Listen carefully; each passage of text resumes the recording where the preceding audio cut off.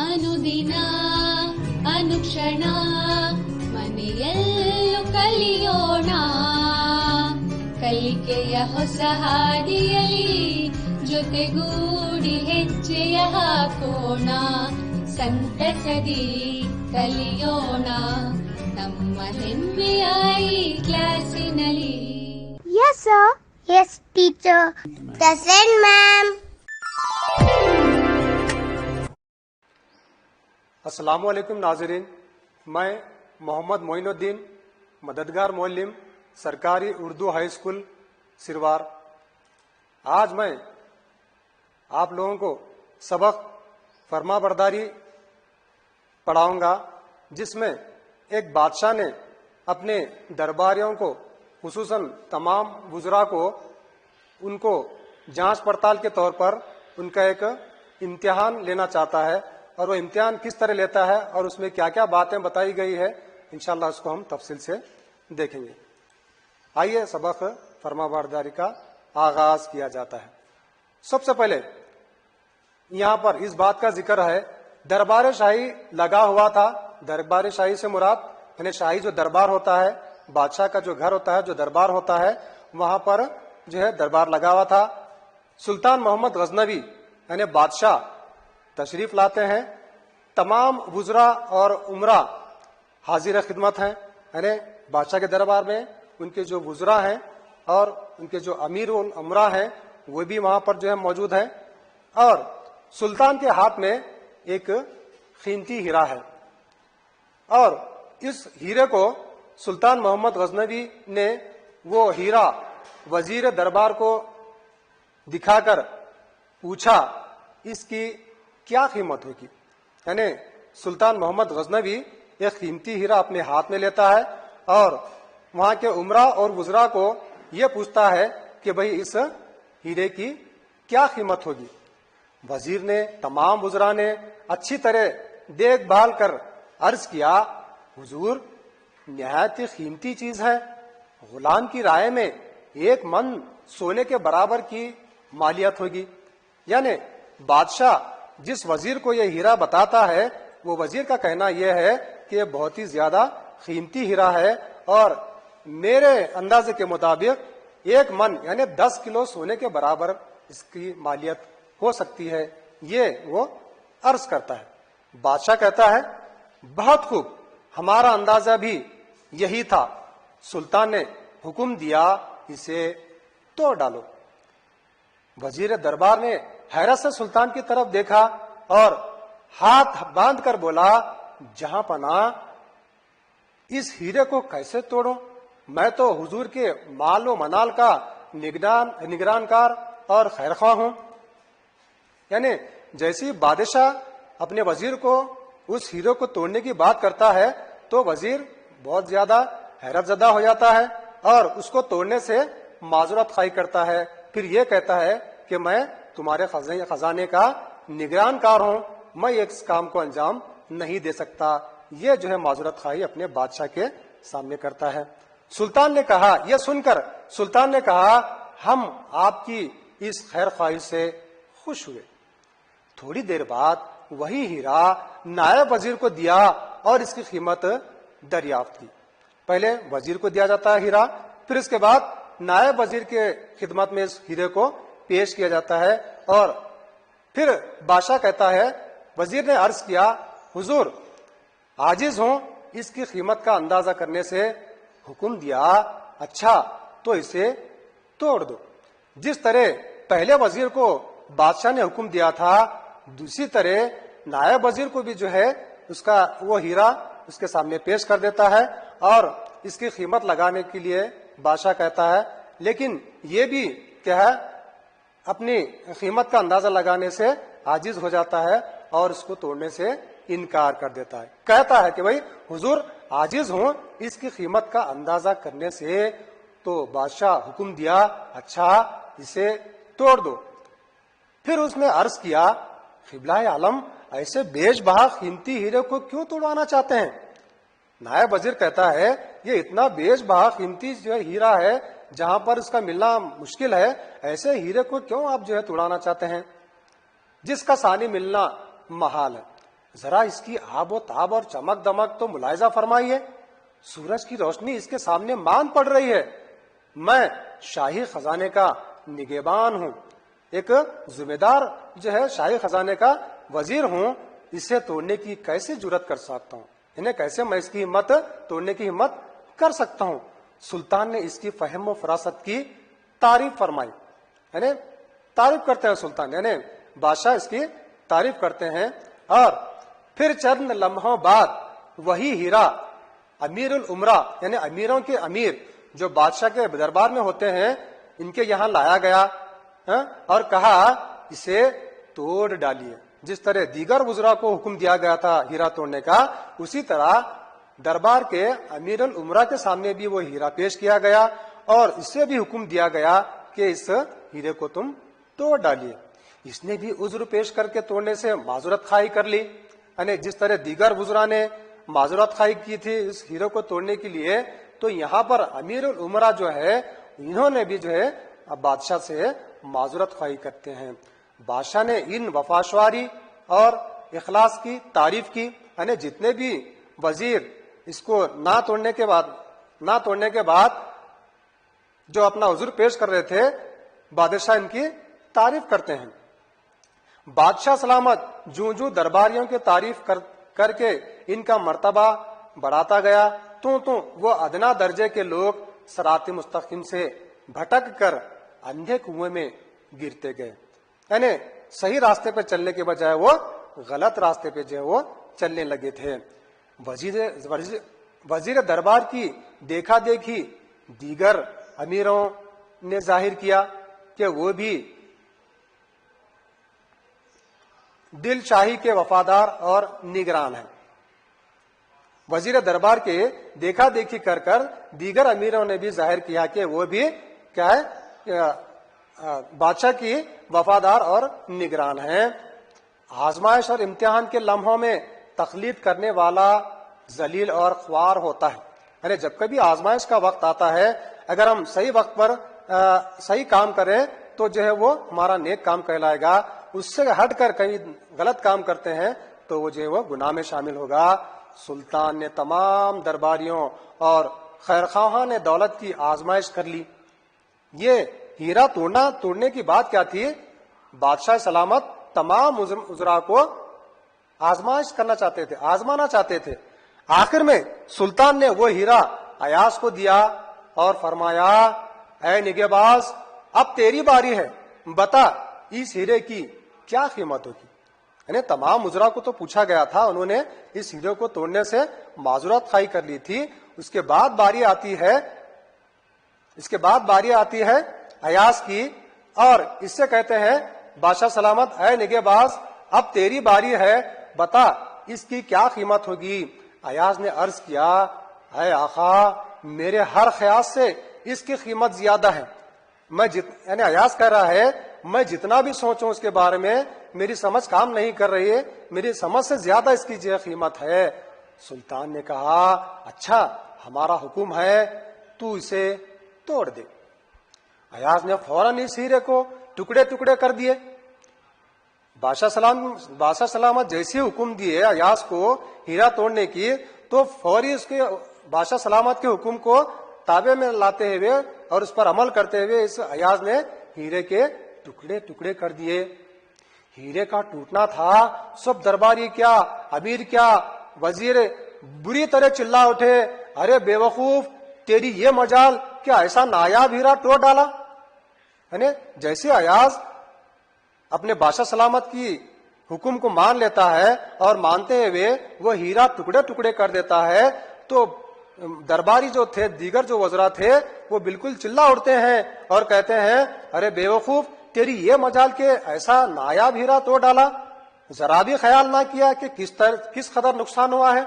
ارے تیرے کو اس نقصان کا اندازہ بھی نہیں, اتنا بڑا ہیرا اور اتنا قیمتی ہے ہیرا تو نے توڑ ڈالا. ان کا بائبلہ سن کر ایاز نے کہا اے صاحبو ذرا دل تھام کر بتاؤ, اے صاحبو ذرا دل پر ہاتھ رکھ کر بتاؤ کہ ہیرے کی قیمت زیادہ ہے یا حکم شاہی کی. یعنی ایاز یہ کہنا چاہ رہا ہے اے صاحبو ذرا دل تھام کے دل پر ہاتھ رکھ کر آپ بولیے کہ ہیرے کی قیمت زیادہ ہے کیا بادشاہ کی حکم کی جو ہے تابعین کرنا چاہیے؟ یعنی ایاز یہ کرنا چاہ رہا ہے اپنے آپ پہ دل پہ ہاتھ رکھ کر بولیے کہ ہیرے کی قیمت زیادہ ہے یا حکم شاہی کی؟ آپ کی نگاہ میں سلطان فرمان زیادہ اوقت رکھتا ہے یا حقیر ہیرا؟ یعنی کہنا یہ چاہ رہا ہے کہ تمہاری نظر میں بادشاہ کا حکم زیادہ اہمیت رکھتا ہے یا ایک چھوٹا سا معمولی پتھر زیادہ اہمیت رکھتا ہے؟ آپ نے ہیرو کو دیکھا، اس کی قیمت اور چمک کو دیکھا، مگر اس کے حکم دینے والے کو نہ دیکھا۔ وہ روح ناپاک ہے جو ایک حقیر پتھر کو نگاہ میں رکھے اور فرمان شاہی کو نظر انداز کر دے۔ ایاز یہ کہنا چاہتا ہے آپ نے صرف ہیرے کی چمک دیکھی، اس کی قیمت دیکھی، لیکن بادشاہ کے حکومت کو اس کے سامنے کم تر جو سمجھا، یہ بالکل جو ہے غلط ہے۔ جب ایاز نے بھید سر عام کھولا، یعنی حقیقت سر عام سے مراد پورے دربار میں کھولا، تمام ارکان دولت و منصب کی آنکھیں کھلی۔ آنکھیں کھلنا یعنی حقیقت سامنے آ جانا۔ ندامت اور ذلت کا یہ حال تھا کہ کسی کی گردن اوپر نہیں اڑتی تھی، یعنی اپنے آپ میں اتنے شرمندہ تھے تمام وزراء کہ ان کی جو ہے گردنیں نیچے کے نیچے ہی تھی اور گردن اوپر نہیں اٹھ پا رہی تھی۔ سلطان نے کہا میں دراصل تمہاری وفاداری کا امتحان لینا چاہتا تھا۔ بادشاہ یہ تمام کے تمام واقعہ پیش آنے کے بعد تمام لوگوں سے مخاطب ہو کر یہ کہتے ہیں کہ میں دراصل تمہاری وفاداری کا امتحان لینا چاہتا تھا، تم نے حکم شاہی کو معمولی پتھر پر ترجیح دی، یعنی میرے حکم سے زیادہ پتھر کو تم نے قیمتی سمجھا، تم سب سزا کے حقدار ہو۔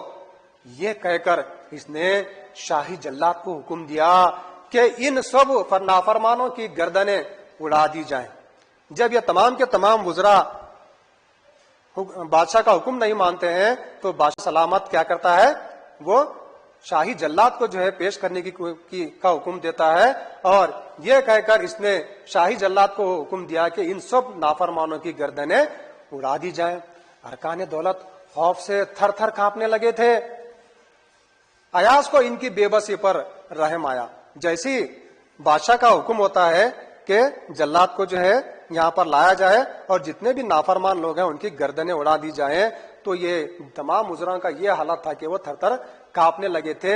جب بازو ایاز یہاں پر جو ہے تھا تو یہ ایاز کو جو ہے یہ دیکھا نہیں گیا اور ان کی بے بسی پر بہت زیادہ رحم آیا۔ اس کے بعد بادشاہ سلامت کے سامنے ہاتھ باندھ کر سلطان سے عرض کرنے لگا، اے آقا ان بدبختوں کی غفلت اور نادانی کا سبب محض آپ کا کرم اور صفت کی زیادتی ہے، یعنی آپ جتنا زیادہ ان کو چاہ رہے ہیں وہ آپ کی نافرمانی کرتے جا رہے ہیں، لہذا اپنے معاملات میں اعتدال رکھیں۔ یہ کون کہتا ہے؟ ایاز کہتا ہے آپ کی مہربانیاں ہم پر غالب ہیں، میری کیا حیثیت اور کیا حقیقت، مگر اتنا عرض کرتا ہوں کہ ان مجرموں کے سر بھی آپ ہی کی دیوار سے لگے ہیں۔ یہ بات بالکل ایاز یہ کہنا چاہتا ہے، یہ بات درست ہے کہ انہوں نے غلطی کی ہے، یہ غلطی انہوں نے کی ہے اور سزا کے جو ہے مستحق ہیں، لیکن پھر بھی ہیں تو آپ ہی کے درباری، لہذا ان پر رحم کیا جائے بول کر وہ بادشاہ کے سامنے ان کو معافی کی گزارش کرتا ہے۔ بے شک یہ بازی ہار گئے، ایاز کہتا ہے بے شک یہ بازی ہار گئے ہیں، مگر اتنا تو ہوا کہ اپنی خطا اور اپنے جرم سے آگاہ ہوئے، یعنی یہ اپنے جو ہے امتحان میں ناکام تو ہو گئے لیکن اپنی کرنے پر ان کو بے حد شرمندگی ہو گئی ہے اور کو اپنی غلطی کا احساس ہو گیا ہے، اس لیے انہیں معاف کر دیں۔ یہ کون کہتا ہے؟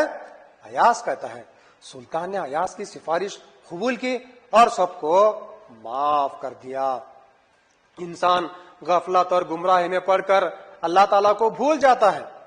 یا بتانا اس مقصد یہ ہے کہ انسان غفلت اور گمراہی میں پڑ کر اللہ تعالیٰ کو بھول جاتا ہے، اس کے حکم کو اسی کی عطا کردہ دولت پر ترجیح دیتا ہے جس کا نتیجہ ذلت اور خواری کے سوا کچھ نہیں ہوتا۔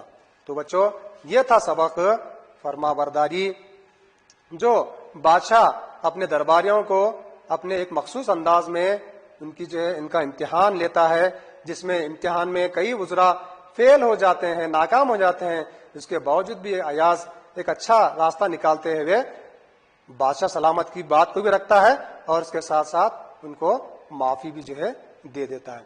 تو آئیے بچوں اس سبق کے مفرد الفاظ اور معنی کی طرف جو ہے ہم بڑھتے ہیں۔ سب سے پہلا جو لفظ ہے ایاز یعنی سلطان محمد غزنوی کا غلام، نگران، دیکھنے والا، محال، مشکل، عذر ہیلا یا پھر بہانہ، اخلاص خلوص، خیاس اندازہ، اوقت عزت، من 40 سیر کا وزن، جو پہلے سیر کا استعمال ہوتا تھا پہلے زمانے میں، تو یہاں پر اس کو من کہا جاتا، من کے معنی 40 سیر کا وزن۔ ثانی دوسرا، مانند، ماد پھیکا جس کی چمک دمک جاتی رہے، معذرت معافی، تقلید پیروی یا نقل، مجال طاقت جرت، حقیر بے قدر یا پھر ذلیل۔ اب مفرد الفاظ کے معنی دیکھیے، بھید راز، ندامت شرمندگی، غفلت لاپرواہی، بازی شرط یا پھر کھیل، ترجیح برتری، منصب عہدہ یا پھر درجہ، جلاد موت کے گھاٹ اتارنے والا آدمی، کرم مہربانی، سفارش وسیلہ یا سہارا۔ مرکب الفاظ کے معنی میں دیکھیے، مال و منال، مال و اسباب، صفت عفو معاف کرنے کی عادت، امیر العمرا امیروں کے امیر، بیش بہا بہت زیادہ قیمتی، اندھا کنواں سوکھا کنواں، نظر انداز توجہ نہ دینا، نظر انداز کر دینا، بے بسی مجبوری یا لاچاری، قبلہ عالم دنیا والے جس سمت منہ کر کے نماز پڑھتے ہیں، صراط مستقیم سیدھی راہ، نگہباز گہری نظر رکھنے والا، خیر خواہی بھلائی چاہنے والا، وفاداری یعنی وفا کرنے والا، نایاب نہ ملنے والا، ناپید یا بہت زیادہ قیمتی، سر عام سب کے سامنے۔ آئیے بچوں اس سبق کے مختصر سوال جواب پر ایک نظر ڈالتے ہیں۔ سب سے پہلا سوال ہے، سلطان غزنوی نے ہیرے کی قیمت سب سے پہلے کس سے دریافت کی؟ جواب، سلطان غزنوی نے ہیرے کی قیمت سب سے پہلے وزیر دربار سے دریافت کی۔ دوسرا سوال، ایاز نے ہیرے کی کیا قیمت بتائی؟ ایاز نے کہا کہ میرے ہر خیال سے اس کی قیمت زیادہ ہے۔ تیسرا سوال، سلطان غزنوی ہیرے کو کیوں توڑوانا چاہتے تھے؟ جواب، سلطان غزنوی تمام درباریوں کا امتحان لینا چاہتے تھے۔ چوتھا سوال، ایاز نے ہیرے کو کیوں توڑ دیا؟ ایاز نے ہیرے کو اس لیے توڑا کیونکہ ہیرے سے زیادہ حکم شاہی اہمیت رکھتا ہے۔ تو آئیے بچوں یہاں پر 2 یا 3 جملوں کے جوابات یہاں پر دیکھتے ہیں۔ امراء و وزراء نے ہیرے کو نہ توڑنے کا کیا عذر پیش کیا؟ امراء و وزراء نے کہا کہ قبلہ عالم ایسے بیش بہا قیمتی ہیرے کو کیوں توڑوانا چاہتے ہیں جس کا ثانی ملنا محال ہے۔ دوسرا سوال، سلطان اپنے امراء اور وزراء پر کیوں خفا ہوئے؟ جواب، سلطان اپنے امراء اور وزراء پر اس لیے خفا ہوئے کیونکہ انہوں نے حکم شاہی کو معمولی پتھر پر ترجیح دی۔ آئیے بچوں ہم تفصیلی جوابات پر کچھ روشنی ڈالیں. ایاز نے ارکان دولت کی سفارش کے لیے کہے کلمات کو اپنے الفاظ میں بیان کیجیے. جواب کچھ اس طرح ہے. ایاز کو ان کی بے بسی پر رحم آیا. ہاتھ باندھ کر سلطان سے عرض کرنے لگا, اے آقا, ان بکبکتوں کی غفلت اور نادانی کا سبب محض آپ کا کرم اور صفت عفو کی زیادتی ہے. آپ کی مہربانیاں ہم پر غالب ہیں. میری کیا حیثیت اور کیا حقیقت, مگر اتنا عرض کرتا ہوں کہ ان مجرموں کے سر بھی آپ ہی کی دیوار سے لگے ہیں. بے شک یہ بازی ہار گئے, مگر اتنا تو ہوا کہ اپنی خطا اور اپنے جرم سے آگاہ ہوئے, اس لیے انہیں معاف کر دیں. آئیے بچوں ان سبق کے جو الفاظ کے ازداد ہیں اس پر مختصر روشنی ڈالی جائے گی. سب سے پہلا جو لفظ ہے سستی, اس کا ضد رہے گا مہنگی. اعلیٰ, اس کا ضد رہے گا ادنا. فرما برداری, اس کا ضد لفظ رہے گا نافرمانی. بے وفائی, اس کا ضد رہے گا وفائی. غیر معمولی, اس کا ضد رہے گا معمولی. نیک بخت, بد بخت. تو بچوں اس سبق کے اختتام پر آپ لوگوں کے لیے گھر کا کام دیا جائے گا, یعنی ہوم ورک دیا جائے گا. سوال کچھ اس طرح ہے کہ حکایت سعدی اور حکایت رومی کا جو شاعر ہیں ان کا مطالعہ کیجئے اور انہیں اپنے ساتھیوں کے ساتھ سنائیے. یہ تھا سبق فرما برداری جس کو ہم نے تفصیل سے یہاں پر دیکھا. نیکسٹ سبق کے ساتھ پھر آپ کے سامنے حاضر رہیں گے. جب تک کے لیے خدا حافظ. شکریہ. अनुदिना